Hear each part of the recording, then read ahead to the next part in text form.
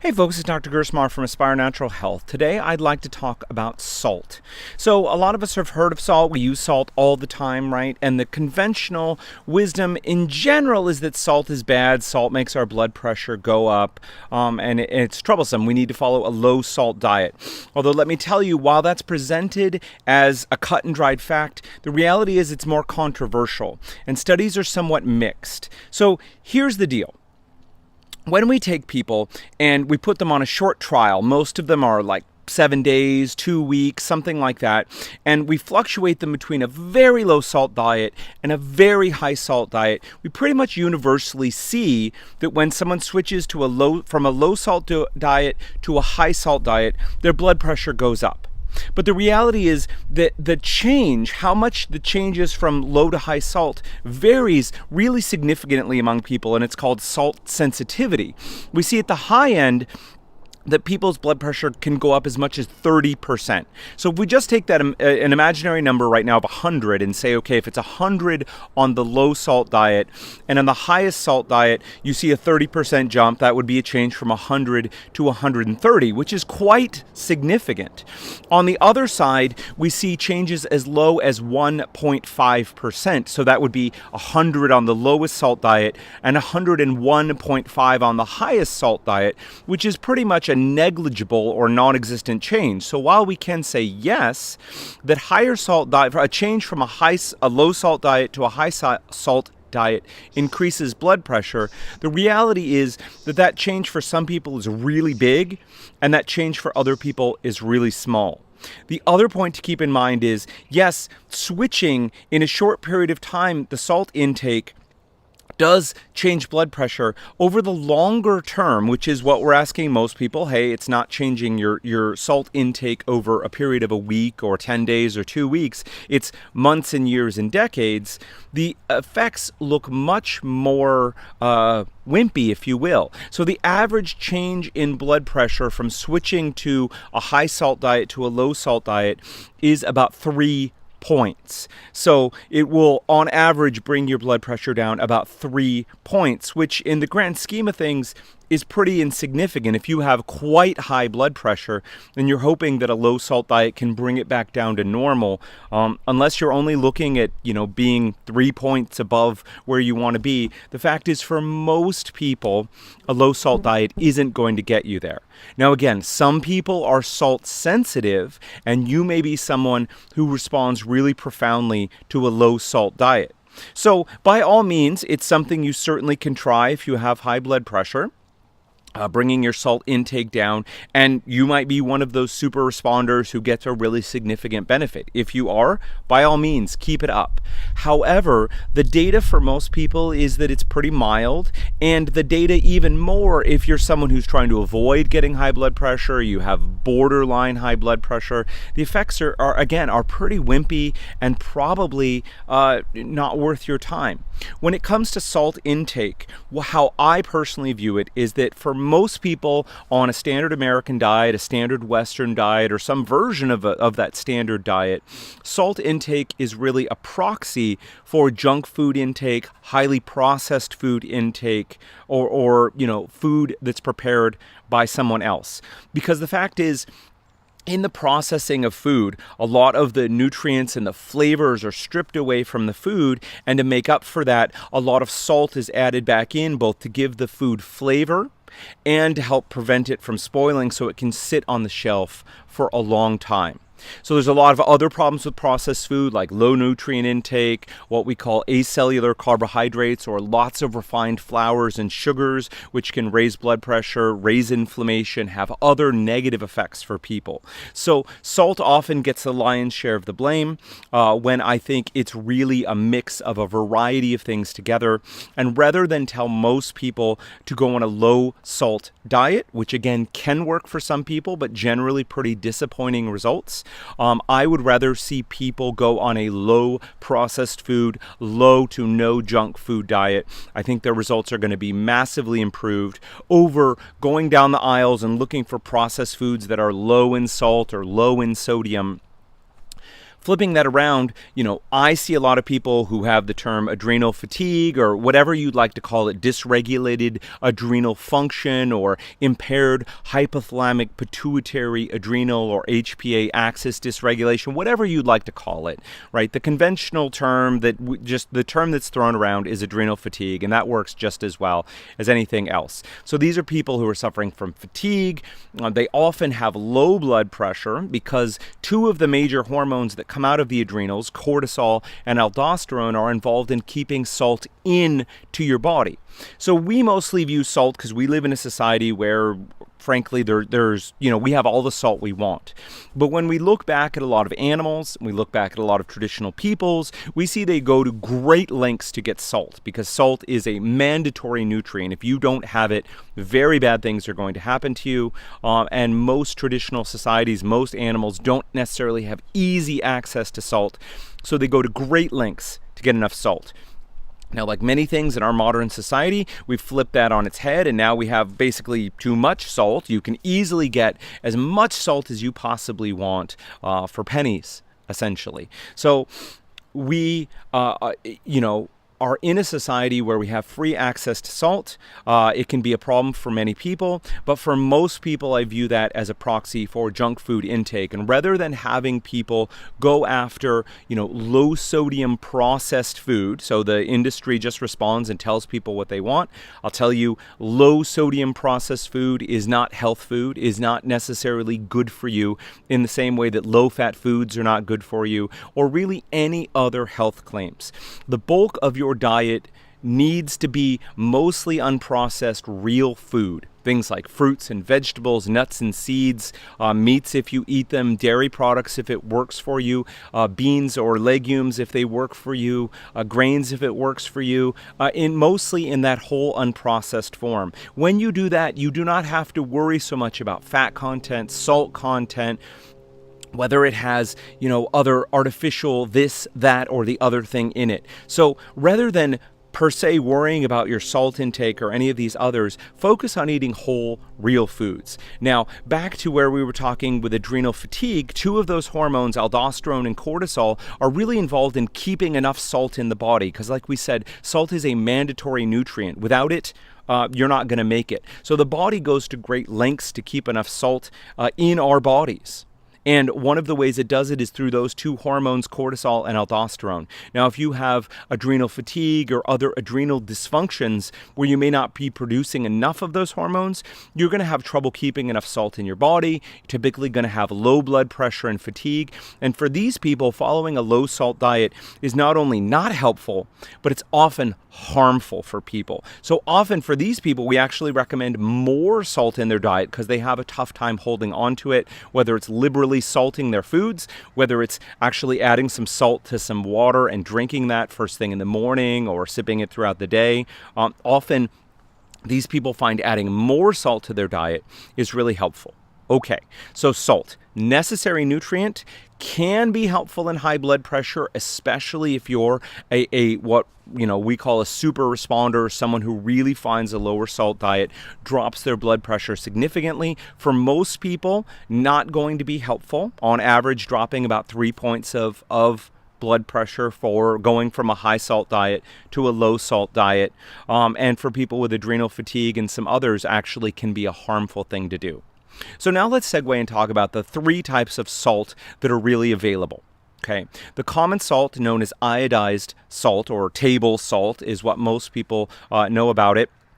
Is what's commonly available. You're going to see it in every supermarket. It's what's on most tables. It's what's used in most cooking. And you will see it in the alternative or natural community often getting a bad rap. And I don't think that's necessarily justified. So what is table salt? So salt is commonly defined, we're not doing a chemistry lecture here, but is sodium chloride. When most people talk about salt, they're talking about sodium chloride. So table salt is basically pure sodium chloride with a few fillers and flowing agents and things that instead of getting it to clump up into a big rock, essentially, it stays nice and smooth in that jar and you can just pour it out. We'll skip discussion of some of those because for some people, they find that some of those fillers can be problematic. We've actually seen that for some people, it seems gluten is involved in some of those fillers, and we have some people with celiac or who are incredibly gluten sensitive who run into problems. The other thing that's in common table salt is iodine or iodide, okay? Again, not a chemistry lecture, but essentially they added iodine. The reason was back in the day, back in the 20s, there was something called the goiter belt. So iodine is something that is in the soil, but it's highly variable how much is in the soil. Some regions are incredibly poor in iodine, and some are very rich in iodine. So we have to take a moment to pause to say, listen, animal food and plant food are only as nutritious as the food that they eat. That's obvious when we think about animals, including ourselves, that if the nutrients aren't in the food that we're eating, it's not going to be in us, it's not going to be in those other animals. But we often don't think that for plants, the food that they eat is the soil. So a plant can't get more nutrition than is in the soil. And modern farming practices do not emphasize making the soil nutrient rich. They focus on only adding 3 nutrients to soil: nitrogen, potassium, and phosphorus. Those are the things, if those 3 nutrients aren't in the soil, the plant's not going to grow. So farmers are really focused on NPK, as it's called, or nitrogen, potassium, and phosphorus, because without it, the plants don't grow. But without that whole spectrum of trace nutrients, including things like iodine and selenium and magnesium and a whole bunch of others, the plants don't have that nutrition. But the trick is, for the most part, the plants will grow and they'll look like plants, but they won't have a high nutrient content. And this is one of the issues. Farming depletes the soil. Unless the farmers go to lengths to replenish the nutrients in the soil, adding things like, manures and composts, and a whole spectrum there. Unless they add it back to the soil, it's not going to be in the soil.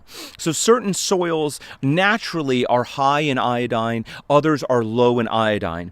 And what we found was that the farming practices back in the day, the early 1900s, were depleting and growing on very iodine-poor soils.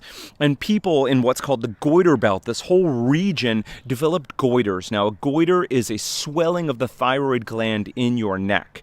That happens because your thyroid is desperately trying to suck up all the iodine that it possibly can to make the thyroid hormones. So iodine is a mandatory nutrient for those thyroid hormones. Without them, you can't make thyroid hormone. You'll have hypothyroidism, and bad things will happen. So the government back in the day, the U.S. government back in the day, was faced with the problem of, we have all these millions of people who are iodine deficient, and how can we effectively treat them? And they stumbled upon the idea that pretty much everyone was buying and using salt, and if we could just add some iodine to the salt, then people could be getting enough iodine. And that's what they did, and by and large, that took care of the goiter belt. It became not a problem, and iodine continued in salt to this day. Many other countries took it up as well, and many cases of iodine deficiency, hypothyroidism disappeared. Now we can argue this is another discussion that we might have caused some Hashimoto's, and we might be exacerbating some other problems by adding this iodine to the salt. But it's important to know that iodine is a crucial nutrient, and the salt was just one vehicle of getting it into people. Now, where else does iodine come from? Because again, we still all need iodine, just like we all need salt. We also need these other trace nutrients. So iodine is going to be rich in foods, in plants that are grown in iodine-rich soil, which unfortunately is not most conventional or even really those, big, large-scale organic farms where the farmers are not taking care to really enrich their soil. And let's face it, unless you're able to charge a premium for those really nutritious crops, farmers aren't going to do it because it costs them more money to add it to the soil. Whereas, they can add the bare minimum to the soil and still produce decent looking foods. And if the consumer's only interest is the cheapest possible food, they're going to buy the cheapest possible food. And so farmers are going to skimp on these things. So another plug, wherever you can, please invest in the best quality plant foods and animal foods that you can, where you're helping a farmer and you're incentivizing them to produce the most nutritious food that they possibly can. Also, another plug, grow your own food. Okay, so that's common table salt. Is it poison? No. Is it the best for everyone? No. If you're using it, do you have to be worried about your health? No. But we find that a lot of people have switched over to various sea salts now. So sea salts are, as the name says, salt, essentially, that's derived from the ocean. So if you've ever drunk salt water or ocean water, you know that it's very salty. So there's a lot of salt in there. So one way is just to take that ocean water, dehydrate or evaporate off all of the water, and you end up with a crusty salt that has other minerals in it as well. So your most basic sea salt is literally just ocean water the water's been boiled off or dehydrated off, and what's left is the salt. Now, that salt is going to come with all the other trace minerals and nutrients that are in the ocean. So you're going to end up with a much broader nutrient base in sea salts than you are in just table salt. So another example, just real quick, is like sugar. If you just take sugar cane or sugar beets and you just dehydrate off a lot of the water, you end up with a brown, pasty kind of sugar that's going to have a lot more nutrients in it than white table sugar. If you then took that and refined it off and concentrated and pulled all the sugar together, you're going to end up with essentially white table sugar. It's going to be very rich in sugar, obviously, in calories, but it's not going to contain any of those trace minerals and nutrients or vitamins that raw sugar, or it goes by a variety of names. I've heard turbinado sugar. There's a whole bunch of different names for it, but it's essentially sugar that contains more of those trace minerals and nutrients. Well, sea salt is exactly the same. If you concentrate it, purify it, you're going to end up with table salt. If you take a sea salt, you're going to end up with more of a blend of other minerals along with that salt.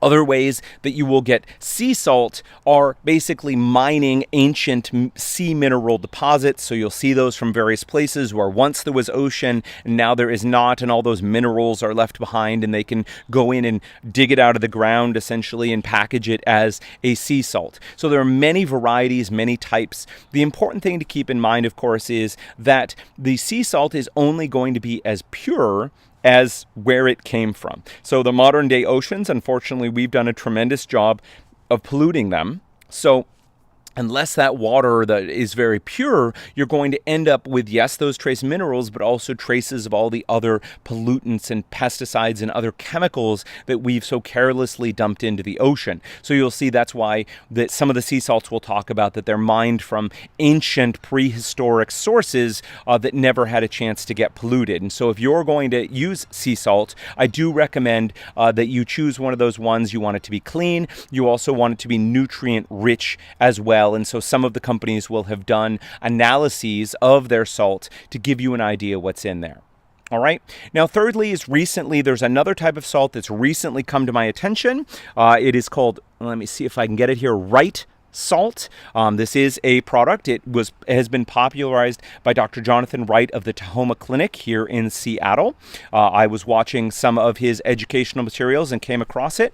So this is a salt formulation that was specifically put together and tried in one of the Nordic countries. You can check out his video for a little more on it. And it is a combination here of sodium, so we've talked about, also potassium, incredibly important, magnesium, a little lysine, some zinc, copper, selenium, and iodine. So it's a combination of some of those critically important minerals that tend to run low in modern diets. So I do highly recommend that if you are using table salt and for whatever reason you don't necessarily want to switch over to sea salt, please give Wright salt a try. We do sell it in all transparency, so you can contact us if you'd like some. You can also find it on the internet and in other places.